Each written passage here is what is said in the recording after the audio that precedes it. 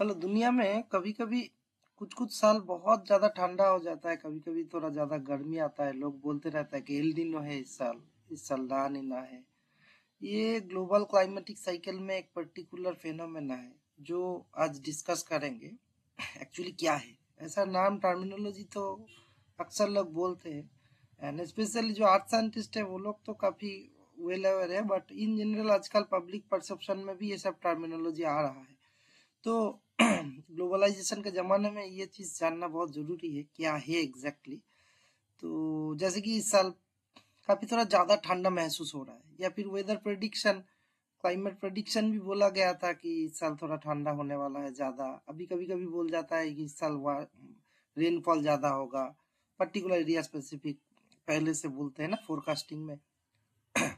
तो वो साल वाइज वो तो छोटा वेदर हो गया, लेकिन कभी कभी किस साल ज्यादा ठंडा होगा ग्लोबली सभी जगह पे थ्रू आउट वर्ल्ड, वो भी वो प्रेडिक्ट करते हैं ना कोई कोई। तो उसको एल नीनो के माध्यम से बोला जाता है, एल नीनो ला नीना ये सब टर्मिनोलॉजी आता है, जेट स्ट्रीम है। तो दिस आर क्लाइमेटिक साइकिल का एक पर्टिकुलर पार्ट है जो इसको actually El Nino southern oscillation बोलते हैं। साउदर्न ऑस्ट्रेलिया मतलब मेनली साउथ अमेरिकन पार्ट में पैसिफिक ओशन का एक पर्टिकुलर फेनोमेना है। पैसिफिक ओशन क्या है, दुनिया का सबसे बड़ा ओशन है, एंड दुनिया में कॉन्टिनेंट से ज्यादा ओशन बहुत ज्यादा है, surface area wise volume wise सभी में। तो उसी में से पैसिफिक ओशन सबसे बड़ा ओशन है। अभी अर्थ का फ्रंट व्यू देखते हो बोल के लगता है कॉन्टिनेंट ज्यादा है, एक्चुअली ओशन बहुत ज्यादा है, क्योंकि आपको अर्थ तो गोला है। तो फ्रंट व्यू में देखने से आप एक साइड को काट के एक पीस ऑफ पेपर में दिखाते हैं ना, तो अगर वो उसको फोल्ड कर दे जैसे करके अर्थ के शेप में, तब पता चलेगा। बैक साइड व्यू देखने से आपको पता चलेगा पीछे वाला हिस्सा पूरा पैसिफिक ओशन है, जिसको दो हिस्सा में दिखाया जाता है। अर्थ का मैप में इन जनरल जो मैप हम लोग देखते हैं वर्ल्ड मैप में, आप eastern most part and western most part both है पैसिफिक ओशन, है ना। तो एक्चुअली पैसिफिक ओशन बहुत बड़ा है। उनमें से एक बहुत कॉमन लोगों को कंफ्यूजन होता है साउथ अमेरिका एंड ऑस्ट्रेलिया में। ये देखो ये 0 डिग्री प्राइम मेरिडियन है, हाँ? Prime meridian 0 degree north, 90 degree north से 90 डिग्री साउथ, टोटल ऐसा करके स्ट्रेट लाइन 180 डिग्री ना। इसी का दूसरा साइड में भी क्या है, प्राइम मेरिडियन जाएगा, है ना। तो ये प्राइम मेरिडियन का ईस्टर्न पार्ट मतलब राइट साइड में, इस व्यू में राइट साइड में जाने से ईस्ट, लेफ्ट साइड में जाने से वेस्ट, ये कहाँ से गया है प्राइम मेरिडियन, देखो इस साइड में अफ्रीका से गया है ना, अफ्रीका का, वेस्टर्न अफ्रीका का पार्ट से। ठीक है, तो ये ईस्ट एंड वेस्ट का समझाने के लिए, एंड इंग्लैंड का एक ग्रीनिच टेम्पल से गया है नाउ। तो इंडिया के रेस्पेक्ट में साउथ अमेरिका क्या है, वेस्ट में है। तो परसेप्शन के वाइज इधर ऑस्ट्रेलिया होगा समवेयर, तो ऑस्ट्रेलिया का कौन सा डायरेक्शन में है, साउथ अमेरिका, वेस्ट या ईस्ट। रियलिटी में ईस्ट है एक्चुअली, इधर से दिखने से आपको लगेगा ऑस्ट्रेलिया इधर है, मैं जहाँ कर्सर रखा हूँ समवेयर, तो इधर से वेस्ट में जाने से south America. Of course art तो गोला है, आप ईस्ट में जाओ वेस्ट में जाओ दोनों में मिलेगा, लेकिन कौन सा डायरेक्शन में जाने से सबसे नजदीक में मिलेगा वही डायरेक्शन को डायरेक्शन बोला जाता है। फॉर एग्जाम्पल ऑस्ट्रेलिया से अभी जो व्यू है, इस साइड से जाने से हम लोग जाते जाते सबसे जल्दी में मिलेंगे साउथ अमेरिका, ठीक है। तो ये ईस्ट, अगर इस साइड में जाए बहुत ज्यादा दूर जाना पड़ेगा तब आके पहुंचोगे। तो इसीलिए ऑस्ट्रेलिया का रेस्पेक्ट में हम लोग बोलेंगे ईस्ट में है South America, not west. Although India के रेस्पेक्ट में क्या है, इंडिया से अगर अगर आप वेस्ट के तरफ जाओगे साउथ अमेरिका थोड़ा जल्दी मिलेगा, ईस्ट के तरफ जाने से पूरा पैसिफिक ओशन क्रॉस करके जो ज्यादा डिस्टेंस हो जाता है, ठीक है। तो वैसा करके ही बोला जाता है east and west. And most importantly क्या है, आपको ये प्राइम मेरिडियन सोचना है, समझना चाहिए। क्योंकि किस लिए बोल रहा हूँ ये चीज, क्योंकि बाद में बहुत जरूरी होगा। ये देखो ये बैक साइड व्यू अर्थ का, हम लोग फ्रंट साइड व्यू में क्या देखते हैं, ऑस्ट्रेलिया राइट साइड में रहता है, साउथ अमेरिका लेफ्ट साइड में रहता है। इधर देखो साउथ अमेरिका एक्चुअली क्या साइड में, राइट साइड में, ऑस्ट्रेलिया लेफ्ट साइड में। सो ये क्या है, कौन सा डायरेक्शन में जा रहा है, ट्रेड विंड। हम क्या बोला था, ऑस्ट्रेलिया का रेस्पेक्ट में साउथ अमेरिका ईस्ट में है, तो ये ईस्ट से वेस्ट के तरफ जा रहा है, तो it is the normal trade wind path. Normal हमेशा ऐसा ही करके जाता है, अमेरिका से हमेशा ऑस्ट्रेलिया की तरफ आता है, साउथ अमेरिका से। यही टोटल पैसिफिक ओशन है, देखो कितना बड़ा है, दूसरा साइड में ऑल कॉन्टिनेंट, एक साइड में पूरा ओशन। तो ये ट्रेड विंड क्या करता है, पूरा गर्म पानी लेके आता है, गर्म पानी लेके आके ऑस्ट्रेलिया का पार्ट को, इंडियन ओशन कोस्ट को, सभी जगह को गर्म करता है। एंड ये जब गर्म पानी इधर आ जाएगा, इधर क्या होगा, नीचे से ठंडा पानी ऊपर आएगा, है ना। ये चीज याद रखना, नीचे से जब हवा गर्म जा रहा है, ठंडा पानी नीचे से आएगा, क्योंकि ये चीज हमेशा याद रखो, विंड ब्लो वाटर फ्लो। क्या होगा, विंड तो एक्चुअली अल्टीमेटली सब चीज को, जो हवा ब्लो करता है ना, वही तो एक्चुअली करंट या वेव, पानी को वेव बनाने में मदद करता है। तो गर्म विंड जहाँ डेवलप होगा, वो जोर से जब जाएगा, गर्म पानी भी बह के जाएगा, और गर्म पानी जाने से नीचे से ठंडा पानी ऊपर आके जगह को ऑक्यूपाई करेगा, इसी को अपवेलिंग बोलते हैं। तो इसीलिए जब ट्रेड विंड ईस्ट से वेस्ट की तरफ चला जाएगा, ये जगह क्या सब्सिक्वेंटली ठंडा पानी ऊपर उठ के आएगा, तो ये ओवरऑल थोड़ा बहुत ठंडा रहेगा, ये है नेचुरल। लेकिन ये एक्सेसिव वे में इधर ट्रेड विंड बहुत ज्यादा इस साइड में जाएगा, बहुत ज्यादा वेस्ट दूसरा साइड में जाएगा, तब अलग अलग इवेंट हो जाता है। सो ये याद रखना है अभी तक कि नेचुरल ट्रेड विंड पाथवे क्या है, from east towards waste, that is south America से ऑस्ट्रेलिया के तरफ जाता है नेचुरल। जब इसी को फ्लक्चुएट होता है, तब एल नीनो और ला नीना होता है। एल नीनो मतलब French Spanish term, sorry Spanish term, because इधर स्पेन का उपनिवेश था, तो स्पेनिश लोग ज्यादा ये टर्मिनोलॉजी ये करते थे। तो इसका मतलब है little boy, and La Neena का मतलब है little girl, exactly opposite thing है, दोनों नाम बहुत इंपॉर्टेंट है, याद रखो। तो एल नीनो फर्स्ट डिस्कस करते हैं। जब ये नॉर्मल ट्रेड विंड हमेशा वेस्ट के ईस्ट के तरफ जाएगा, कभी कभी देखा जाता है इसको दूसरा और एक विंड आके काफी प्रेशराइज करता है, तब नॉर्मल ट्रेड विंड कॉम्प्रेस्ड होकर इसी साइड में रह जाता है। तब क्या होगा, ये गर्म, ये हवा और गर्म इधर आ रहा है ना, तो ये पूरा गर्म हो जाएगा ये एरिया, ठीक है। सो क्या होता है, during El Nino trade winds weaken, warm water is pushed back east towards the west coast of America. तो ये वेस्ट कोस्ट ऑफ अमेरिका, पूरा अमेरिका गर्म हो जाएगा, है। तो इसमें क्या होगा, इसका सबसे बड़ा इफेक्ट अपवेलिंग किसको बोलते हैं, तो मैं तो बोला, अगर सब गर्म पानी उधर ही रह जाएगा, अपवेलिंग हैम्पर हो जाएगा ना, नीचे से ठंडा पानी उठ के नहीं आएगा, क्योंकि ऊपर का गर्म पानी और गर्म हवा इधर ही जब बार बार आ रहा है। तो इवेंचुअली ये मिडिल पार्ट क्या होगा, वार्म एंड ड्राई रह जाएगा। एंड इसी कंडीशन के लिए जेट स्ट्रीम, जो नॉर्मल काफी मॉइस्चर कैरिंग वाटर रहता है पैसिफिक ओशन का, वो कॉम्प्रेस्ड होके साउदर्नली शिफ्ट हो जाएगा, इधर बहुत पानी बरसात गिराएगा। वायरस नॉर्दर्न अमेरिका पार्ट, पूरा कनाडा पार्ट क्या होगा, वार्म एंड ड्राई हो जाएगा, बारिश नहीं होगा, सूखा आ जाएगा, इधर बहुत फ्लड हो जाएगा। इसी को एल नीनो बोलते हैं, ठीक है, ये बहुत इंपॉर्टेंट है। नाउ उसका अपोजिट, जब अत्यधिक मात्रा में ट्रेड विंड बहुत ज्यादा जा रहा है, सब कुछ वेस्ट ईस्ट की तरफ सब चला जा रहा है, सब चला जा रहा है। एल नीनो तो नेचुरली दिसंबर महीने के टाइम पे ज्यादा दिखा जाता है, और एक ऑलमोस्ट एक साल के आसपास रह जाता है।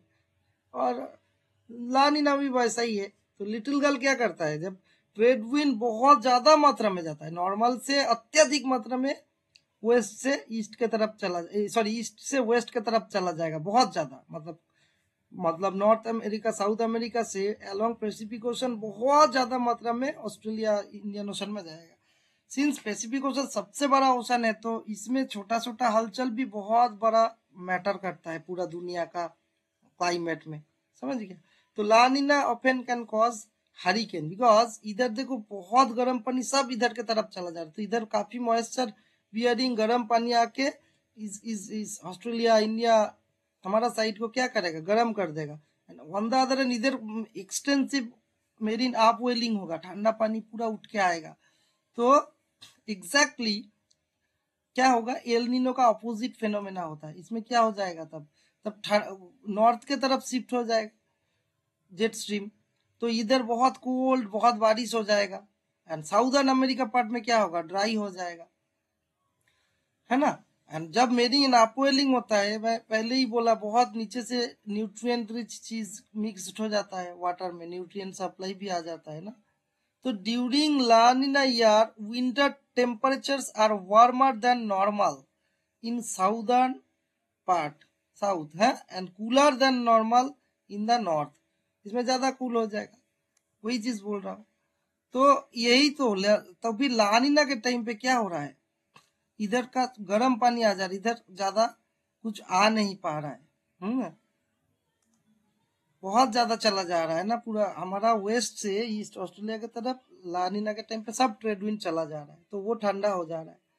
सो ये तीन चीज को ही जानना बहुत जरूरी है। सो ओवरऑल ये मैकेनिज्म को 10-12 साल में एक साइक्लिकली देखा जाता है, इरेगुलर साइकिल ऑफ कोर्स, पर देखा जाता है। तो नॉर्मल कंडीशन तो हमेशा ट्रेड विंड क्या करेगा, ईस्ट से वेस्ट की तरफ जाएगा, लेकिन एल नीनो के टाइम पे ईस्ट से वेस्ट की तरफ नहीं जाएगा trade wind, and La Neena के टाइम पे ईस्ट से वेस्ट की तरफ बहुत ज्यादा जाएगा, यही डिफरेंस है, ठीक है। तो क्या होगा ultimately impact, global global condition में क्या इम्पैक्ट आएगा, ऑफकोर्स स्पेसिफिक ओशन का आसपास का कोस्ट सबसे ज्यादा अफेक्टेड होगा, जो कि Australian part, south America, north American part.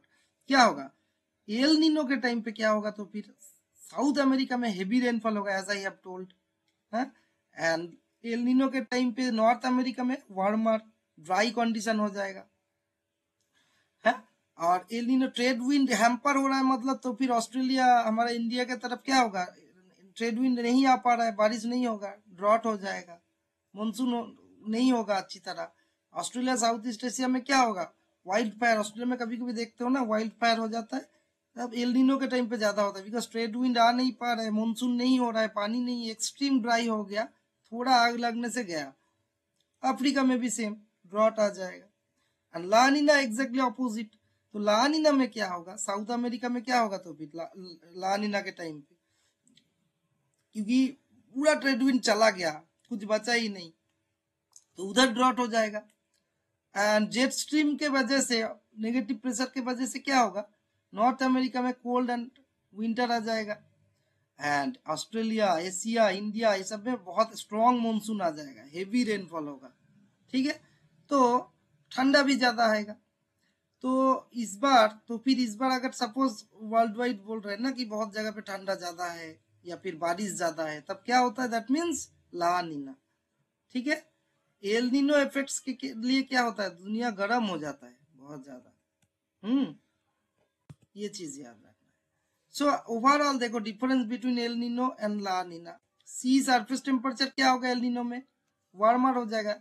क्यों वार्मर हो जाएगा, बिकॉज ट्रेड विंड चारों तरफ फैल नहीं पा रहा है ना। तो पैसिफिक ओशन कोस्ट जो स्पेशली साउदर्न अमेरिका पार्ट क्या होगा, गर्म रह जाएगा, अपवेलिंग हैम्पर हो जा रहा है, ठंडा पानी आ नहीं पा रहा है, तो वार्मर रह जाएगा in general. Pacific part, central eastern, बड़ा part of the Pacific ocean ये हो जाएगा, गर्म रह जाएगा, ठीक है। एंड ट्रेड विंड क्या होगा, वीक हो जाएगा, रिवर्स हो जाएगा, दैट मीन साउथ अमेरिका की तरफ ही रह जाएगा, कॉन्फाइन रह जाएगा। रेनफॉल तो फिर कहाँ पे ज्यादा होगा एल नीनो के टाइम पे, ओनली साउथ अमेरिका पार्ट में ज्यादा हो जाएगा, बाकी ऑस्ट्रेलिया, इंडिया, एशिया नहीं रहेगा रेनफॉल एल नीनो के टाइम पे। And similarly global warm temperature warm हो जाएगा, क्योंकि अच्छी तरह बारिश हो नहीं पा रहा है ना, मॉइस्चर नहीं आ पा रहा है। और ला नीना तो फिर अपोजिट हो जाएगा, है ना।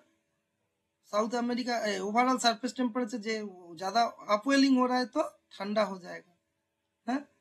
ट्रेड विंड क्या होगा, रिवर्स नहीं होगा, और स्ट्रेट एंड और ज्यादा स्ट्रेंथ हो जाएगा, स्ट्रेंथ ज्यादा होकर ऑस्ट्रेलिया, एशिया की तरफ ज्यादा आएगा। और ट्रेड विंड ज्यादा आने का मतलब ही होता है बहुत ज्यादा excessive moisture carrying water and air आ रहा है, मतलब प्रेसिपिटेशन बहुत ज्यादा होगा, पानी होएगा, बहुत बारिश होगा, and overall cooler global temperature आएगा।